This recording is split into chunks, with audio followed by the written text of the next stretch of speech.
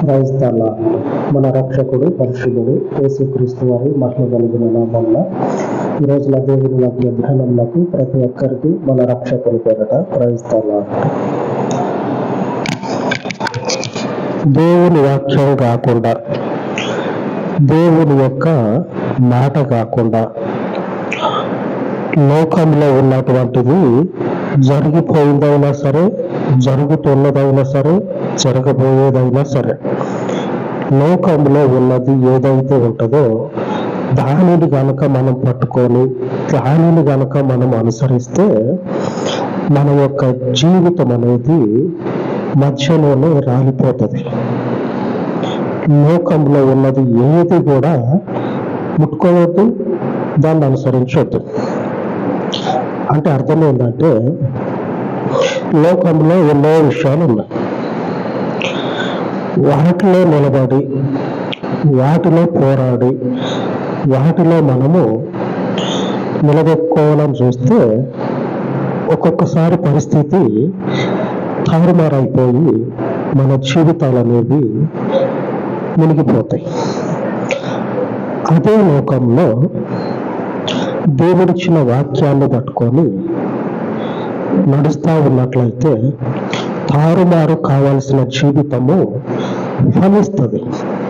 ఆమేన్. దేవుని నామమునకు స్తోత్రము కలుగును గాక. ఎలాగో చూద్దాం. మొదటి సమూయేలు గ్రంథము 14వ అధ్యాయము 52వ వచనం. మొదటి సమూయేలు 14:52 వచనం.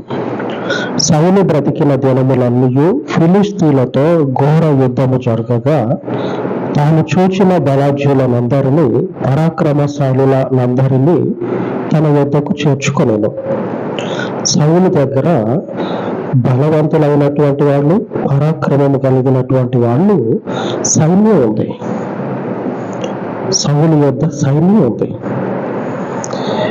ఈ సైన్యం గురించి రాయబడిన మాట బలాఢ్యులు, పరాక్రమం కలిగిన వాళ్ళు. అంటే వాళ్ళ ముందు చిన్న చిన్న బతుకులు అనేవి నిలబడం. మనకి లేఖనం ప్రకారంగా ఆలోచన చేస్తే ఈ కొద్దిపాటి జీవితాలు ఉంటాయి కదా, ఇటువంటి జీవితాలు నిలబడవని స్పష్టమైపోతా ఉంది, క్లియర్గా అర్థమవుతా ఉంది. మరి దావీదు గురించి ఆలోచన చేస్తే ఈ బలవంతుల నుంచి, పరాక్రమము కలిగినటువంటి ఈ సైన్యం నుంచి అట్లాగా తూనీగలు, మీరు ఎప్పుడన్నా తూనీగలు పట్టుకోవాలని చూస్తే అది అంతసేపు ఉంటుంది. తీరా పోయి అట్లా పెట్టుకున్న అనే టయానికి అది ఎగిరిపోతుంది. దావీదు ఈ బలవంతులకి, పరాక్రమవంతులకి చిక్కినట్టు చిక్కుతుండు, పారిపోతాడు. దొరకట్లా, చిక్కినట్టే చిక్కుతుండు, పారిపోతా ఉన్నాడు. అటువైపు బలమైన సైన్యం ఉంది, బలమైనటువంటి సైన్యం ఉంది అటువైపు. లోకంలో మనం నిలబడకపోతే మనకు జీవనం ఎలాగా, మనం ఎట్లాగ బతుకుతాం అని ఆలోచన రావచ్చు.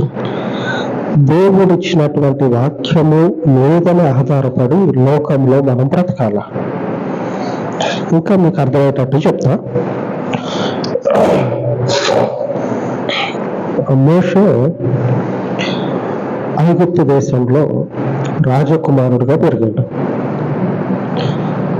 రెండవసారి ఐగుప్తు దేశాన్ని విడిచిపెట్టి వచ్చిన తర్వాత దేవుడిచ్చినటువంటి ఆ చేతనున్నటువంటి కట్ట ఉంటుందిగా, ఆ కట్ట పట్టుకొని పోయి పుట్టి పెరిగినటువంటి ఐగుప్తు దేశంలో అప్పటి వరకు ఆ మనిషికి ఒక ఆలోచన ఉంటుంది. మనం పుట్టి పెరిగినటువంటి ప్రాంతం గురించి, అక్కడ ఉన్నటువంటి మనుషుల గురించి, అక్కడున్న అధికారం గురించి, అక్కడ ఉన్నటువంటి పరిస్థితులు మనకి అవగాహన ఉంటుంది. కానీ మోషే ఏం చేస్తాడంటే, అక్కడ ఉన్నటువంటి పరిస్థితులన్నిటి గురించి పూర్తిగా తెలుసు. అందులో రాజకుమారుడు అంటే ఫరో కుమార్తె మోషేని పెంచి పెద్ద చేసింది. ఫరో ఇంట్లోనే ఫరో కొడుకుగా పెరిగిండు. రాజకుమారుడిగా పెరిగి అదే రాజ్యంలో దేవుని వాక్యం మీదనే నిలబడి ఉన్నాడు. దేవుని వాక్యాన్ని పట్టుకొని మాత్రమే నడిచిండు. నాకు అది తెలుసు ఇది తెలుసు అని చెప్పినాను. దేవుని వాక్యాన్ని ఎప్పుడు కూడా విడిచిపెట్ల. ఆయన చెప్పేటువంటి వాక్యాన్ని ఎన్నడూ కూడా త్రోసేయాల. రోజు దేవుడు వచ్చి వాక్యం చెప్పటం, వాక్యానుసారంగా ఐగుప్తు దేశంలో సంచరించటం, అద్భుతాలు చేయటం, ఆ దేవుని ప్రజలకి దేవుని వాక్యాన్ని చెప్పి వారిని బలపరచటం, ఇదే పని మోషేకి. ఇదే పని. అప్పటి వరకు మోషే చేయొచ్చు, ఏదైనా చేయొచ్చు. అప్పటి వరకు ఆ ప్రాంతం పుట్టి పెరిగినటువంటి ఊరే, ఆ ప్రాంతమే, ఆ దేశమే. అవును, కానీ అక్కడ తెలిసినటువంటివి ఎవరు ఎట్లాంటి వాళ్ళు అనేటువంటి విషయం కూడా తెలుసు. కానీ లోకానుసారముగా చేయాల్సినటువంటిది ఏది కూడా చేయకుండా దేవుడిచ్చినటువంటి ఆ చేతిలో ఉన్నది కదా అద్భుతాలు చేసేటువంటి ఆ దుడ్డు కర్రను పట్టుకొని దేవుని ప్రజలను దేవుని వాక్యము చేతను వెలుపలకు తీసుకొని వస్తాడు. ఇప్పుడు అర్థమైంది కదా.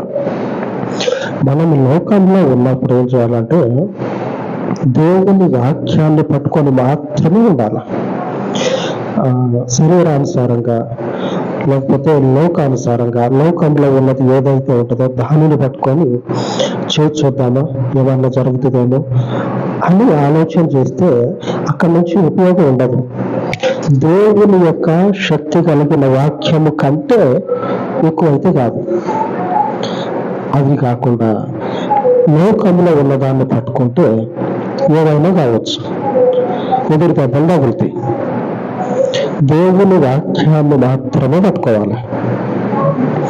ఇప్పుడు సైన్య దగ్గర ఉన్నటువంటి సైన్యము అంతటోళ్ళు ఎంతటోళ్ళు అని చెప్పడం రాయబడ్డది కదా. అంతటోళ్ళు ఎంతటోళ్ళు ఒక్కడిని పట్టుకోలేకపోయారు. దావీదుని ఎంత ప్రయత్నం చేయి, కానీ దావీదు మాత్రం దొరకటల్లా. ఎందుకు దొరకట్లేదు తెలుసా? ఆయన యొక్క జీవము కలిగినటువంటి వాక్యము మీద ఎవరైతే నిలబడి ఉంటారో ఆ పాదాలు తొట్టిల్లో తొణికిసలాడడం గట్టిగా ఉంటుంది. ఆ పాదం భూమి మీద గట్టిగా నిలదొక్కుంటుంది. ఎవడైనా సరే నాకు రాజుగారి దగ్గర ఆ బిరుదు ఉంది, ఈ బిరుదు ఉంది, నాకు అంతటి బల పరాక్రమం ఉంది, నాకున్నటువంటి బిరుదుని బట్టి నేను అంతటోళ్ళు మీరు ఆలోచన చేసుకోండి అని విర్రబీగితే అవన్నీ కూడా నీతిమంతుడైనటువంటి దేవుని ముందు ఏ మాత్రం కూడా నిలబడము. పైపెచ్చు అగ్నిలో వేసినటువంటి చెత్త ఎలాగైతే బూడిదవుతుందో దేవుడు అలాగా ఆ మనుషుల యొక్క బలం అంతటిని కూడా బూడిదకి మార్చేస్తాడు. దేవుడు దావీదుని ఎలాగ కాపాడుకుంటా పోయిందో చూడండి. బలమైనటువంటి సైన్యము నుంచి, పరాక్రమము కలిగినటువంటి మనుషుల నుంచి దావీదుని కాపాడుకుంటా పోయిందంట. దేవుడు దావీదుని కాపాడుకుంటా పోయిందంట, శత్రువు చేతికి దొరకకుండా. ఎంతటి నీతిమంతుడై ఉంటే దేవుడు ఆయన నీతి చేత లోకంలో ఉన్నటువంటి ఆయన వాక్యాన్ని అనుసరించే వారిని కాపాడుతాడు. చూడండి.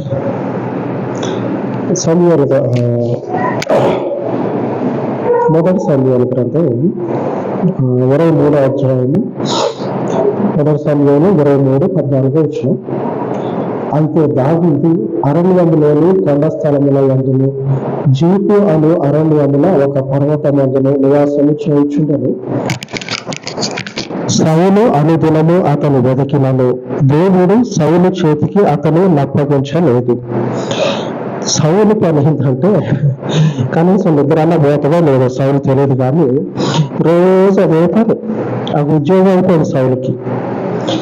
ఏదో 4 గింజలు తిని కోడి చూడండి 4 వడ్ల గింజలు వేసినాం అనుకో, తిని ఆ గూట్లో పోయి పడుకుంటుంది. ఈ సౌలు ఉంది కదా బాగుంది, తిని అంతసేపు నిద్రపోకుండా అనుదినము ఇదే పని. ఆ దావీదు అక్కడ ఉన్నాడు, దావీదు ఆడ దాక్కున్నాడు, ఎప్పుడు చిక్కుతున్నాకు, ఎప్పుడు నా రాజ్యాన్ని నేను నిలుపుకోవాలా, ఇదే పని. దేవుని చేతిలో ఉంటే నువ్వు ఎన్ని తరాలు ఎతికితే నీకు తరాలన్నీ గడిచిపోతాయి, కానీ ఆ మనుషులు నువ్వు పట్టుకోలేవు.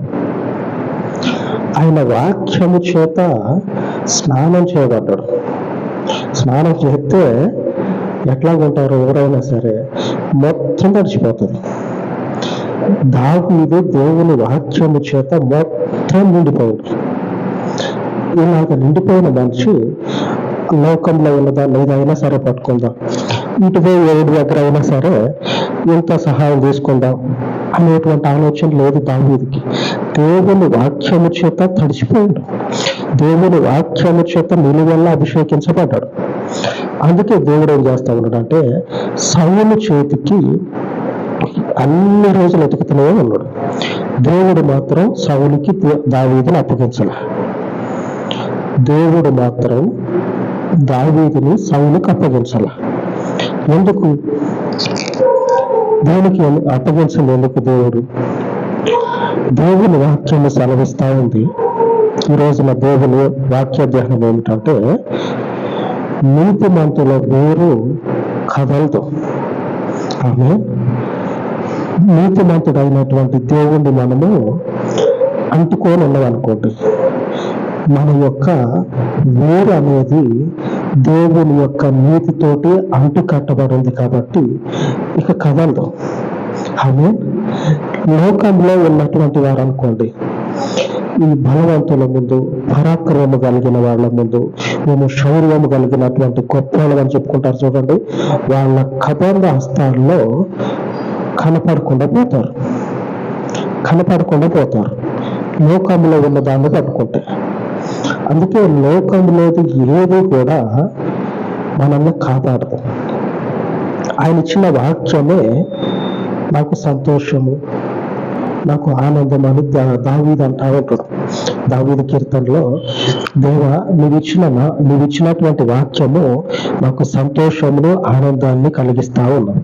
ఎందుకంటే అక్కడ నుంచి సైన్యం వస్తా ఉంటే, ఆరితేరినటువంటి సైన్యం వస్తా ఉంటే, వాళ్ళ చేతుల్లో నుంచి దేవుడు ఏం చేస్తా ఉంటాడంటే తప్పించుకొని దావీదు పోయేటట్టు చేస్తా ఉన్నాడు. ఇంకా దావీదు పొంగిపోతా ఉన్నారు. వీళ్ళు అక్కడికి పోయి, ఈ సైన్యం అక్కడికి పోయి, అక్కడ ఉన్నటువంటి అమాయకులు అయినటువంటి ప్రజలు ఉంటారుగా, వాళ్ళ ముందు మేము అంతటోళ్ళు అని చెప్పినాను ఎర్రవింగుతారు కదా. దావీదు వాళ్ళని చూసి నవ్వుకుంటా ఉంటాడు. మీరు అక్కడ 21 వాటికే మీకున్నటువంటి పరాక్రమం అనేది సామాన్య ప్రజల ముందు మిమ్మల్ని మీరు గొప్పగా చెప్పుకోవటమే తప్పించి మీరు నన్ను ఏమీ చేయలేరని దావీదు దేవుని వాక్యాన్ని బట్టి సంతోషపడతా ఉంటాడు. నువ్వంతా గొప్పోడు అయితే, నువ్వంతటి మనగాడు అయితే ఈ ఒక్కడు నీకెందుకు చెక్కట్లే? మీరు పరాక్రమం కలిగినటువంటి వాళ్ళు, ఆ సైన్యంలో ఉన్నటువంటి వాళ్ళందరూ కూడా బలవంతులు అంటే రాయబడ్డది. ఇంత బలవంతుడే కదా, ఆ ఒక్కడు నీ చేతికి ఎందుకు దొరకట్లా అని అడిగితే వాడు సమాధానం చెప్పడు. ఎందుకంటే వాళ్ళు లోకపు బలాన్ని పట్టుకొని తిరుగుతా ఉన్నారు. కానీ మనము నీతిమంతుడైనటువంటి దేవుని వాక్యము చేత వేరుపారి ఉన్నాం. ఫలిస్తమే కానీ నశించు వాళ్ళ చేతిలో పడి. ఆమె దేవుని యొక్క వాగ్దానాన్ని, ఈరోజు దేవుని వాక్యాన్ని మనం ధ్యానించుకున్నాము. సామెతల గ్రంథము 12వ అధ్యాయము 3వ వచనం. భక్తిహీనత వలన ఎవరిని స్థిరపరచబడరు, నీతిమంతుల వేరు కదలదు. నీతిమంతుడైనటువంటి దావీదు యొక్క వేరు ఎంత గొప్ప సైన్యాన్ని పెట్టుకొని ఎన్ని రోజులు ప్రయాసపడ్డా సరే దావీదుని వల్ల కదిలించగలిగారు? ఏమీ చేయలే. దావీదుకి వెలికింది ఏమీ లేదు. ఆ దావీదు తర్వాత రాజ్యం అనేది కొంచెం డెవలప్ అవుతా దేవుని చేత ఆ మనుషుడు అందరంత స్థితికి దేవుడు దావీదుని తీసుకెళ్తాడు. దావీదు అందడు ఇప్పటికీ కూడా దావీదు గురించి చెప్పుకుంటే చాలా తక్కువ. ఇప్పటికీ కూడా అందనంత స్థితిలో ఉన్నాడు దావీదు.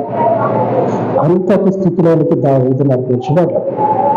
ఎలా వచ్చిందంటే ఇదంతా ఆయన నీతిని మనము, అనగా ఆయన వాక్యాన్ని మనము అనుసరించటము ద్వారా నీతిమంతులుగా తీర్చబడతాము.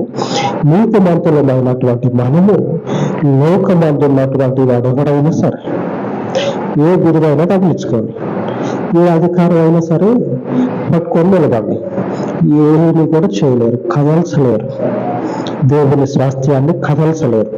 ఆమె ఆ పరిశుద్ధుడైనటువంటి దేవుని వాక్యము చేతను మనము దినమంతయు కూడా, సంవత్సరం అంతయు కూడా నడిపించబడతాం. మరొక దాన్ని మనం ఆశ్రయించినవి అనుకోండి, మనకి ఏ ఉపయోగం ఉండదు. ఆయన వాక్యము మాత్రమే మనకి దీపం అయ్యి దారి చూపిస్తుంది. ఆమె అలాగే ప్రార్థించుకుందాం. సర్వోన్నతుడైన పరలోకపు తండ్రి, మీ కృప కలిగిన నామమునకు మనవి చేసుకొని చూడగా ఈ ఉదయకాలమందు మీ పాదముల యొద్ద ప్రార్థిస్తూ ఉన్న ఈ విన్నపాలను తండ్రి జ్ఞాపకము చేసుకొని, లోకంలో ఉన్నటువంటిది ఏది కూడా మాకు అక్కరకు రాదు, లోకంలో ఉన్నటువంటి బలమైనది ఏది కూడా మాకు ఏ హాని తలపెట్టదని దావీదు జీవితము ద్వారా స్పష్టముగా కనపరిచిన పరలోకపు తండ్రి, మీ వాక్యము చేత అంటుకట్టబడి, మీ వాక్యము చేత నీతిమంతులుగా తీర్చబడి, మీ వాక్యము చేత తండ్రి మేము కదల్చబడని స్థితిలోనికి మమ్మల్ని నడిపించమని, సమస్త మహిమను మీరు తెచ్చుకొని మీకు మహిమ ఘనత ప్రభావములను కలుగ చేసుకొని మరొకమారు ఈ వాక్యమును నీరు కట్టి ఫలింపచేసి అనేకుల హృదయాలలో ఈ వాక్యమును నాటమని యేసుక్రీస్తు మహిమ కలిగిన నామమున ప్రార్థించి వేడుకొనుచున్నాను తండ్రి.